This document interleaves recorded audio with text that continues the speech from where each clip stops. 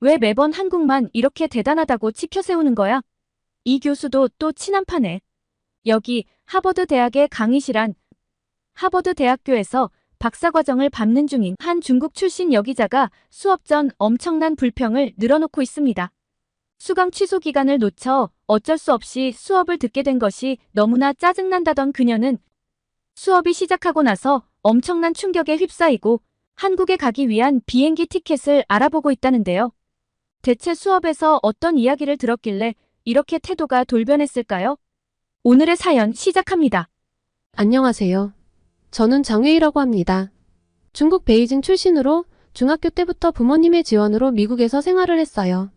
미국 하버드 대학교를 졸업하고 블룸버그 통신에 입사할 때까지 저는 나름 탄탄대로를 걸어왔다고 생각합니다. 하지만 입사 이후 엄청난 사건을 겪고 지금은 한국에 갈 준비 중이에요. 제가 생각해도 참 파란만장한데 어떻게 한국에 갈 생각을 하게 되었는지 하나씩 이야기해 보겠습니다. 모든 것은 제가 블룸버그 베이징 지국에 발령받으면서 시작됐어요. 그때만 해도 저는 정말 들떠 있었습니다.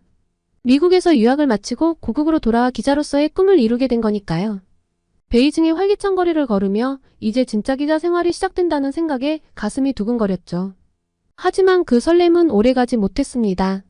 현실은 제가 상상했던 것과는 너무나 달랐어요. 첫 출근 날 사무실 분위기가 어쩐지 무거웠죠. 동료들의 표정이 굳어 있었고 모두가 조심스럽게 행동하는 것 같았어요. 제 꿈이었던 기자 생활이 악몽일 줄은 몰랐어요.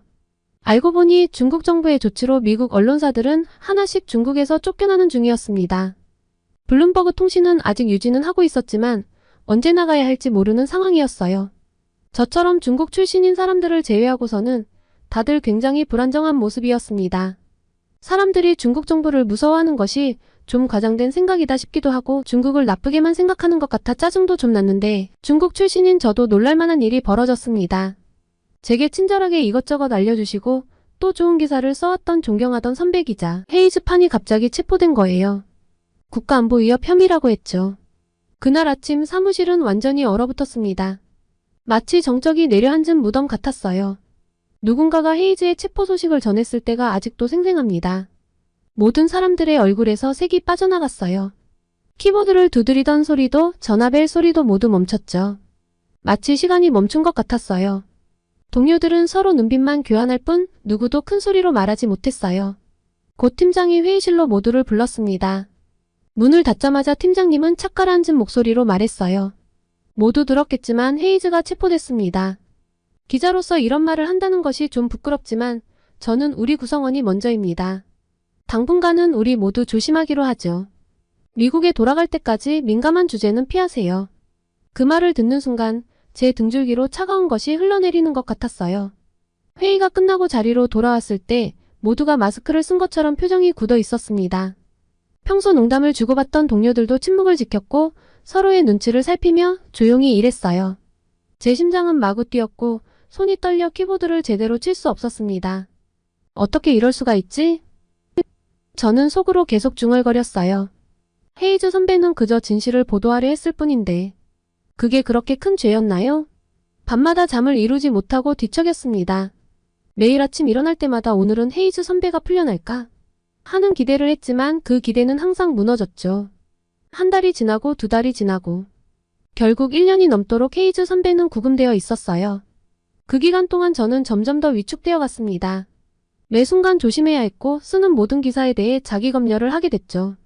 저는 계속해서 기사 같지 않은 기사만 찍어내고 있었습니다. 다행히도 1년 뒤 헤이즈 선배가 보석으로 풀려났다는 소식이 전해졌습니다. 하지만 정말 풀려났는지 확신할 수는 없었어요. 진짜 풀려난 건지 알 수가 없는 게 그 후로 연락이 두절됐거든요. 미국에서 항의를 하니까 헤이즈파는 보석으로 풀려남이라고만 통보를 해온 것이라 정말로 풀려난 것인지는 알 수가 없었죠. 그리고 저희는 아무도 그에 대해 이야기하지 않았고 마치 없는 사람처럼 취급됐어요. 그때 저는 깨달았습니다. 이게 중국 언론의 현주소라는 것을요. 이후로 엄청난 스트레스에 시달렸습니다. 중국에 있는 내내 제대로 잠든 적이 없어요. 매일 아침 출근길에 느끼는 두려움, 매 순간 누군가 나를 감시하고 있을지도 모른다는 불안감. 나도 어느 날 아침 갑자기 들이닥친 공안이 죄를 덮어씌워 끌고 갈 수도 있다는 공포감. 이런 감정들이 저를 갉아먹기 시작했어요. 밤에는 악몽에 시달렸고 낮에는 항상 긴장 상태였죠. 제 꿈은 산산조각 났고 제가 알던 세상은 무너져 내렸습니다. 더 이상 제가 생각한 늘 가고 싶던 내 고향 중국이 아니었어요. 그러던 어느 날 미국 본사에서 중국 내 모든 직원들의 즉각적인 철수를 명령했습니다. 직원들의 안전이 최우선입니다. 현재 상황으로 볼 때 여러분의 안전을 보장할 수 없어 이 같은 결정을 내렸습니다. 라는 공식 성명이 발표됐죠. 이 소식을 들은 순간 저는 안도감과 동시에 씁쓸함을 느꼈어요. 한편으로는 이 답답한 상황에서 벗어날 수 있다는 기쁨이 있었지만 다른 한편으로는 이런 이유 때문에 제가 사랑하는 이 도시, 이 나라를 떠나야 한다는 현실이 가슴 아팠거든요. 동료들과 마지막으로 사무실에 모였을 때 우리 모두 복잡한 감정에 휩싸였어요. 서로를 바라보며 말없이 고개를 끄덕였죠. 눈빛만으로도 우리의 심정을 알 수 있었어요. 두려움, 안도감. 짐을 싸고 베이징을 떠나는 날 창밖으로 보이는 도시의 풍경이 마음을 무겁게 했습니다. 제가 꿈꾸던 기자로서의 삶, 이곳에서 이루고 싶었던 모든 것들이 이제는 멀어져 가는 것 같았죠. 비행기에 오르면서 눈물이 흘렀습니다. 강제로 고국을 등져야 하는 현실이 이렇게 아플 줄은 몰랐어요. 미국으로 돌아와 저는 우선 휴직을 하기로 했습니다. 마음이 좀 힘들었거든요. 약간의 우울함도 있었고요. 그래서 우선 공부를 하며 있기로 하고 하버드 대학교의 언론학 박사과정에 지원했어요. 익숙한 캠퍼스에서 학부 때처럼 공부를 하면 중국에서의 악몽을 잊을 수 있을 거라고 새로운 시작을 할 수 있을 거라고 믿었죠. 하지만 그건 생각보다 쉽지 않았어요. 캠퍼스를 걸을 때마다 마음이 복잡했거든요. 자유롭게 토론하고 질문하는 학생들을 보며 부러움과 동시에 씁쓸함을 느꼈죠. 왜 우리나라에서는 이렇게 할 수 없을까?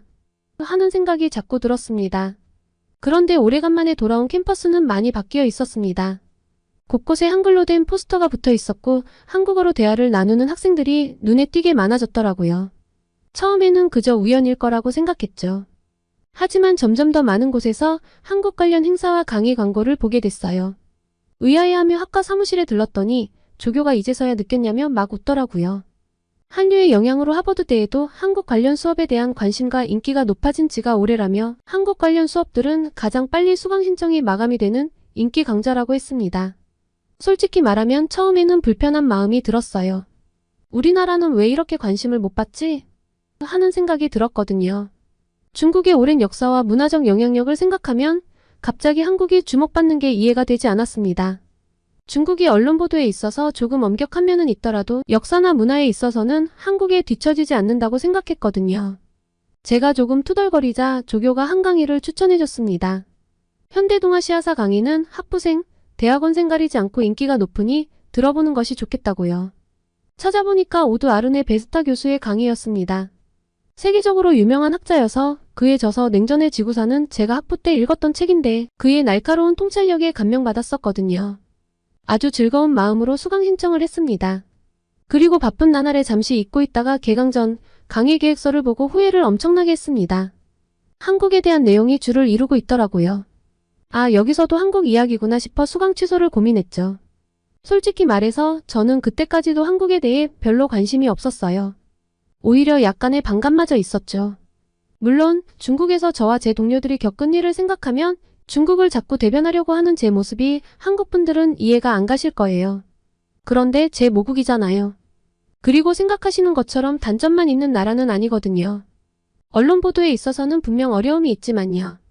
분명 중국은 장점도 있는 나라인데 예전에도 좀 느꼈지만 다시 미국으로 돌아와서 느낀 건 미국인들이 대체적으로 중국에 대해서 부정적인 시각을 보이고 한국에 대해서는 호의적인 반응을 보이는 경우가 많다는 것입니다. 예전의 느낌이라면 다시 미국으로 돌아와서는 부정할 수 없는 사실이 되어버렸네요. 이게 좀 짜증이 났습니다. 그리고 캠퍼스에서도 여기저기 한국 투성이고 길거리에서도 뉴스에서도 한국 언급이 많아서 좀 보기 싫은 것이 솔직한 제 심정이었어요. 하지만 결국 강의를 듣기로 했습니다. 일단 수강 취소 기간이 지나 있었어요. 그리고 어쩌면 이게 한국의 인기 비결을 알 수 있는 기회일지도 모른다고 생각했거든요. 무엇보다 베스타 교수님의 강의라면 분명 배울 점이 있을 거라 믿었죠. 강의 첫날 저는 긴장된 마음으로 강의실에 들어섰어요. 강의실은 이미 학생들로 가득 차 있었죠. 놀랍게도 아시아계 학생들뿐만 아니라 다양한 인종의 학생들이 모여 있었어요. 모두들 기대에 찬 표정으로 교수님을 기다리고 있었죠. 베스타 교수님이 들어오시자 강의실이 조용해졌어요. 그의 첫마디가 아직도 생생하게 기억납니다. 여러분, 오늘부터 우리는 동아시아, 특히 한국의 놀라운 이야기를 함께 탐험하게 될 겁니다. 이 여정이 끝날 때쯤이면 여러분은 세계를 보는 새로운 시각을 갖게 될 거예요. 그 말을 듣는 순간 저도 모르게 흥미가 생겼어요. 교수님의 강의가 어떤 내용일지, 그리고 그것이 제게 어떤 영향을 미칠지 전혀 예상하지 못했죠. 하지만 왠지 모르게 이 강의가 특별할 거라는 예감이 들었어요. 그리고 그 예감은 틀리지 않았습니다. 베스타 교수님은 한국은 매우 독특한 나라예요. 중국, 일본에 비해 너무나 흥미로운 점이 많은 나라죠. 라며 본격적인 강의를 시작했습니다. 순간 제 심장이 빠르게 뛰기 시작했어요. 뭐라고요? 한국이 중국이나 일본보다 독특하다고요? 저도 모르게 눈살을 찌푸렸죠. 중국의 5,000년 역사와 문화를 생각하면 이 말이 도저히 이해가 되지 않았거든요. 하지만 베스타 교수님은 계속해서 놀라운 이야기를 펼쳐나갔습니다. 한국의 언어적, 문화적 일관성은 적어도 3,000년이나 거슬러 올라갑니다. 현대 한국어는 중세 한국어에서 유래했고 그것은 다시 고대 한국어에서 나왔죠. 그 뿌리는 원시 한국어라는 형태로 거슬러 올라갑니다. 교수님은 이어서 한국어의 발전 과정을 설명하셨어요. 현대 한국어가 중세 한국어에서 유래했고 그것이 다시 고대 한국어에서 나왔으며 궁극적으로는 원시 한국어에서 비롯되었다는 거예요. 이 설명을 들으며 저는 한국어의 역사가 얼마나 깊고 일관된 것인지 새삼 깨달았습니다. 그리고 교수님은 이 점이 바로 한국을 독특하게 만드는 요소라고 강조하셨어요. 중국은 이렇지 않습니다. 일본도 마찬가지죠. 적어도 이런 방식으로는 아닙니다. 이런 점에서 한국은 자신의 지역에서 상당히 독특한 존재입니다. 이 말을 듣는 순간 저는 완전히 혼란스러워졌어요. 중국의 역사에서 우리는 항상 한국을 포함한 주변국들을 문화적으로 열등한 존재로 여겼는데 왜 교수님은 한국을 이렇게 특별하다고 하는 걸까요? 중국이 4대 문명 발상지인 걸 저 교수님이 설마 모르는 걸까요? 교수님의 설명은 계속됐어요. 한국이 민족으로서 가진 특성에 대해 이야기하셨죠. 한국은 공통된 혈통, 역사, 문화, 언어를 공유하는 대규모 집단이 특정 영토에 함께 살아왔습니다.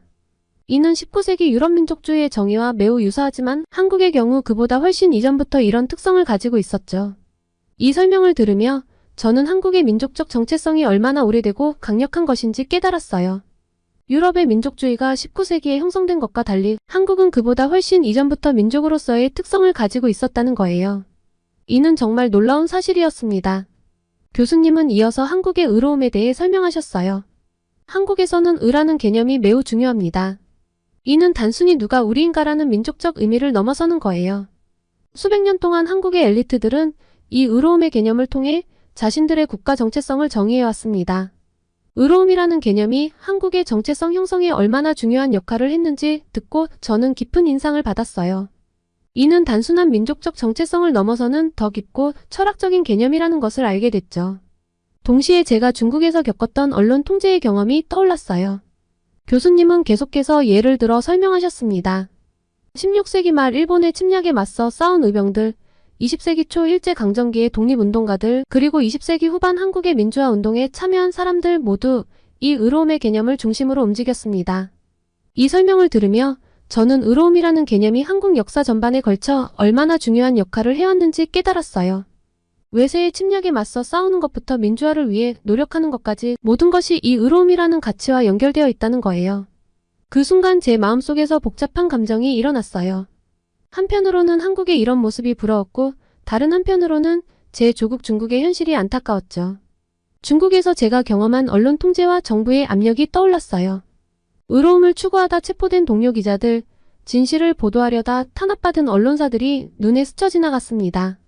한국에서는 의로움이 국가 정체성의 중심이 되어 역사의 흐름을 바꾸는 힘이 되었는데 중국에서는 그런 의로움을 추구하는 것이 오히려 위험한 일이 되어버렸다는 게 너무나 아이러니하게 느껴졌어요. 만약 중국에서도 이런 의로움의 가치가 존중받았다면 우리의 언론 환경은 어떻게 달라졌을까? 이런 생각이 들자 가슴 한편이 아려왔습니다. 동시에 한국의 역사에서 배울 점이 정말 많다는 걸 새삼 깨달았어요. 언론의 자유, 민주주의, 그리고 의로움을 추구할 수 있는 사회 등 이런 가치들이 얼마나 소중한지 다시 한번 생각하게 됐습니다. 16세기 말과 17세기 초 동아시아에서는 일종의 세계대전이 벌어졌습니다. 일본의 침략과 후금의 침입이 그것이죠. 이 전쟁에서 명나라는 무너졌고 도요토미 히데요시의 계획은 실패로 끝났습니다. 하지만 조선은 살아남았습니다. 이는 한국의 내부적 결속력과 재난을 극복하는 능력을 보여주는 놀라운 사례입니다. 이 말을 듣는 순간 저는 완전히 혼란스러워졌어요. 중국의 역사에서 우리는 항상 조선을 보호했다고 배웠는데 왜 교수님은 조선이 스스로 살아남았다고 하는 걸까요? 그리고 그것이 어떻게 한국의 특별함을 보여주는 걸까요? 한국은 항상 중국들에 둘러싸여 있었습니다. 중국 유목 세력, 일본 등 한국보다 훨씬 큰 규모의 국가들 사이에서 살아남아야 했죠. 이런 상황에서 한국은 매우 독특한 전쟁 전략을 발전시켰습니다. 교수님의 설명에 따르면 한국의 전쟁 전략은 최대한 적을 많이 죽이고 아군은 최대한 적게 죽는 것이었다고 해요. 이를 위해 한국은 산성 문화를 발달시켰다고 합니다. 한국의 산성은 다른 나라의 성과는 완전히 다른 개념입니다. 적이 침입하면 모든 사람들이 산성으로 올라가 함께 농성을 합니다. 이는 인구를 최대한 보존하기 위한 전략이었죠. 그리고 이 전략으로 한국은 중국에 흡수가 되지 않은 유일한 민족이 되었어요. 물론 이 전략 말고도 여러 전략이 있고 한국인의 특성도 기여를 했지만요. 이 설명을 들으며 저는 깊은 충격을 받았어요. 중국 역사에서는 이런 내용을 전혀 배우지 못했거든요. 교수님은 계속해서 한국의 독특한 전쟁 문화에 대해 설명하셨습니다. 또 한국인들에게 가장 중요한 무기는 활이었습니다. 산성에서 위에서 아래로 화살을 쏘는 것이 가장 효과적인 전략이었죠. 이런 전통은 현대까지 이어져 한국인들은 양궁이나 사격에 특별한 재능을 보입니다. 교수님은 심지어 현대 전쟁에서도 이런 전통이 이어졌다고 설명하셨어요. 한국전쟁 당시 한국군이 만든 중대전술기지가 그 예라고 합니다. 중대전술기지는 현대판 산성이라고 할 수 있습니다. 처음에는 미군들이 원시적이라고 비웃었지만 나중에는 그 효과를 인정하고 자신들도 사용하게 되었죠. 더 놀라운 것은 이런 인구 보존을 위한 전략이 평화시에도 한국인들의 행동에 영향을 미친다는 거예요. 한국인들은 위기 상황에서 갑자기 뭉칩니다. 평소에는 서로 경쟁하고 시기하지만 재난 상황에서는 놀라운 협동심을 보여줍니다. 이는 수천 년간 생존을 위해 발달시킨 문화적 유전자라고 할 수 있죠. 교수님은 IMF 외환위기 때의 금 모으기 운동, 코로나 시기의 대응 등을 예로 들며 이런 특성을 설명하셨어요. 이 모든 설명을 들으며 저는 깊은 충격과 동시에 존경심을 느꼈어요. 중국보다 훨씬 작은 나라인 한국이 어떻게 수천 년간 독립을 유지할 수 있었는지 이해하게 된 것 같았거든요. 늘 중국 입장에서 생각을 해서 못 느꼈는데 한국 입장에서 생각해보니 이렇게 거대한 중국 옆에서 살아남은 것 자체가 한국의 저력을 보여주는 것이었어요. 그리고 문득 이런 결론을 내렸습니다. 우리가 항상 한국을 작은 나라라고만 생각했던 게 얼마나 잘못된 편견이었을까? 어쩌면 한국은 우리보다 더 강인하고 지혜로운 나라일지도 모르겠다. 이런 생각을 하니 한국에 대해 더 많이 알고 싶다는 욕구가 강하게 일어났습니다. 우리가 몰랐던 혹은 무시했던 한국의 진정한 모습을 알고 싶어졌어요. 그리고 우리나라도 한국으로부터 배울 점이 많을 것 같다는 생각이 들었습니다. 그날 밤 저는 잠을 이루지 못했어요. 교수님의 말씀이 계속 머릿속을 맴돌았거든요. 결국 다음날 아침 용기를 내어 교수님을 찾아갔습니다. 교수님, 어제 강의를 듣고 많은 생각이 들었습니다. 특히 중국에서 제가 겪은 경험과 비교하면서요. 저는 중국에서 겪었던 언론 통제의 현실, 동료 기자가 체포되고 구금된 이야기, 그리고 그로 인해 느꼈던 두려움과 무력감에 대해 털어놓았어요. 교수님은 깊은 공감을 보이셨어요. 장회일 씨, 당신의 경험은 매우 소중하고 중요합니다. 중국의 언론 통제 현실을 직접 겪은 사람의 이야기니까요. 그리고 교수님은 중국의 언론 통제와 공산당에 대해 더 자세히 설명해 주셨어요. 중국 공산당은 2015년을 전후로 대학 교육에 대한 대대적인 통제를 시작했습니다. 대학교 교수들에 대한 사상 검증과 커리큘럼 전체에 대한 검증이 이루어졌죠. 공산당원인 학생들이 교수들의 강의 내용을 감시하고 보고하는 일까지 있었습니다. 교수님의 설명을 들으며 저는 충격을 받았어요. 제가 경험한 언론 통제가 대학에까지 미치고 있다는 사실이 너무나 놀라웠거든요. 게다가 교수님은 계속하셨어요. 중국의 주요 대학에는 강의실마다 CCTV가 설치되어 있어 강의 내용이 모두 녹화됩니다. 이런 환경에서 교수들이 자유롭게 의견을 표현하기는 불가능하죠. 교수님의 말씀을 듣고 저는 충격에 빠졌어요. 교수님, 정말 중국이 그렇게까지 했나요? 제가 알던 중국과는 너무 다른 모습 같아요. 교수님은 고개를 끄덕이셨어요. 네, 안타깝게도 사실입니다. 앞서 말한 2015년에는 대학 교육의 대학살이라고 말해도 결코 과장이 아닐 정도로 사상 검증이 이루어진 탓에 이때 지식인들이 또 언론인들이 참된 대학생들이 많이 죽고 중국을 떠나기도 했죠. 학생이 학생들을, 학생이 교수를, 또 교수가 교수를 신고하는 안타까운 일들이 벌어졌어요. 심지어 일부 교수들은 해고되거나 보직이 변경되기도 했습니다. 교수님은 잠시 숨을 고르시더니 계속 말씀하셨어요. 그리고 최근 몇 년 사이 홍콩의 상황도 매우 우려스럽습니다. 불과 며칠 만에 여러 언론사가 문을 닫는 일들이 일어나고 있어요. 모두 중국의 비판적인 언론들이었죠. 저는 놀라서 물었어요. 어떻게 그런 일이? 교수님은 슬픈 표정으로 설명하셨어요. 홍콩 당국의 수사와 체포가 계속되자 압박을 견디지 못한 겁니다. 몇 년 전 폐간한 빈과일보까지 포함하면 반년 사이 4곳의 비판적 매체가 사라졌어요. 더 충격적인 건 중국과 홍콩 당국이 정부를 비판하는 언론을 가짜뉴스로 처벌하는 법안까지 만들겠다고 하는 겁니다. 저는 눈물이 났어요. 저는 몰랐어요. 제가 중국의 이런 어두운 면을 전혀 몰랐다니 너무 부끄럽고 슬퍼요. 교수님은 제 어깨를 토닥이며 말씀하셨어요. 자책하지 마세요. 이런 사실을 아는 것만으로도 큰 진전입니다. 잠시 동안 침묵을 가지고 마음을 추스리고 나니 궁금증이 생겼습니다. 교수님, 일본의 언론 상황은 어떤가요? 한국과 비슷한가요? 아니면 중국이나 홍콩과 비슷한가요? 교수님은 잠시 생각하시더니 대답하셨어요. 일본의 상황은 중국이나 홍콩만큼 심각하지는 않지만 문제가 없는 것은 아닙니다. 특히 아베 정권 시절에는 언론 통제 논란이 있었죠. 저는 놀라서 물었어요. 정말요? 어떤 일이 있었나요? 교수님은 설명을 이어갔어요. 아베 정권에 있었던 일인데 아베 총리와 가까운 자민당 의원들의 모임에서 언론을 통제하려는 발언들이 나왔어요.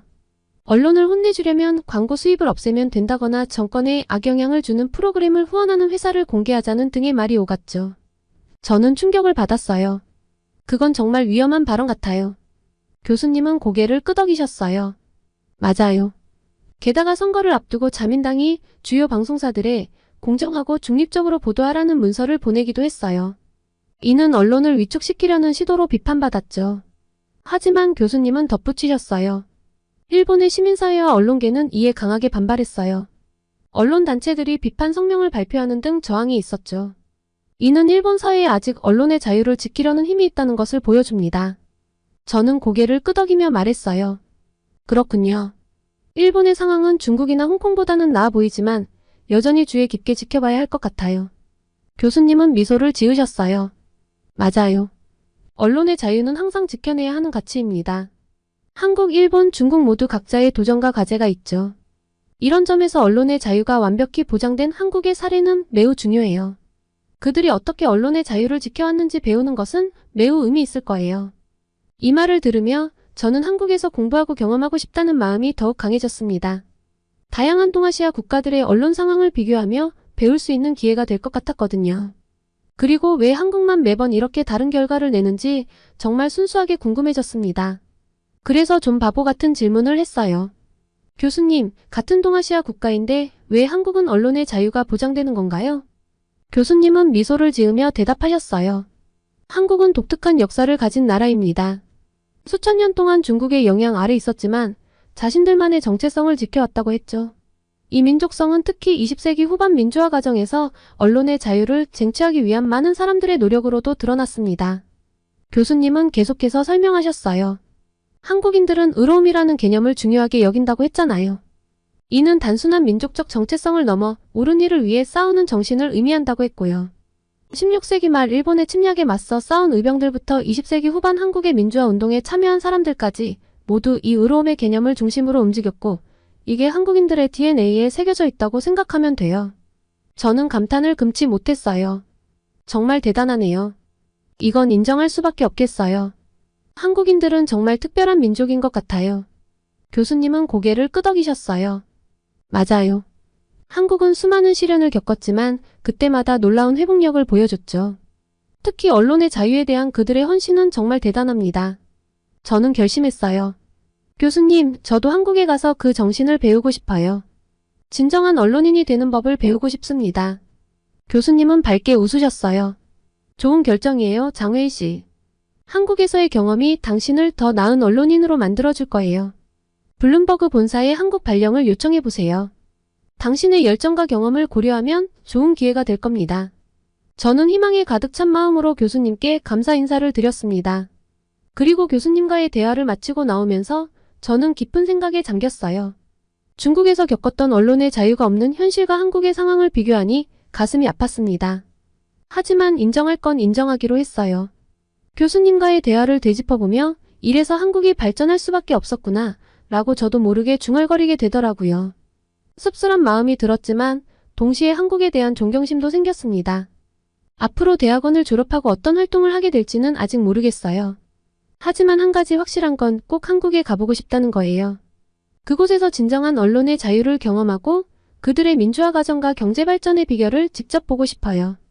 대학원 공부를 마치고 복직을 하면 한국으로의 발령 요청을 할 생각입니다. 그리고 그 전에 한국어를 배우고 한국 현대사를 공부하면서 한국을 더 깊이 이해하고 싶어요.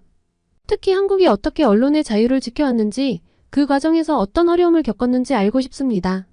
한국에 갈 준비를 하나씩 해나가는 요즘 가끔 슬픈 생각이 듭니다. 내 모국이 한국이라면 이런 걱정을 하지 않을 텐데 하는 생각이 들 때가 있거든요. 물론 말도 안 되는 소리인 건 압니다. 그냥 씁쓸한 마음에 해본 이야기예요. SNS나 다른 중국 친구들에게는 절대 할 수 없는 이야기니까 이렇게 익명의 힘을 빌려 메일로나마 토로해봅니다. 그래도 낙담하지 않기로 했습니다. 비록 제 모국은 중국이지만 한국에서 배운 것들을 언젠가는 중국의 발전을 위해 사용할 수 있을 거예요. 어쩌면 그것이 제가 해야 할 일, 제 사명일지도 모르겠다는 생각입니다. 제 이런 결심을 한국 분들이 응원해 주시면 정말 감사하고 또 힘이 날 것 같습니다. 제 도전을 응원 많이 해주세요. 오늘은 블룸버그 통신 소속으로 중국의 언론 통제 현실을 겪고 미국으로 돌아와 하버드대 강의를 통해 한국의 언론 자유와 민족적 특성을 이해하고 놀라움에 사로잡혀 한국으로 발령을 받고 싶어하는 중국 여기자의 이야기를 전해드렸습니다. 오늘의 사연이 마음에 드셨다면 구독과 좋아요를 눌러주세요. 여러분의 구독과 좋아요는 계속해서 좋은 사연을 소개할 수 있는 힘이 됩니다. 이상 감동저장소였습니다.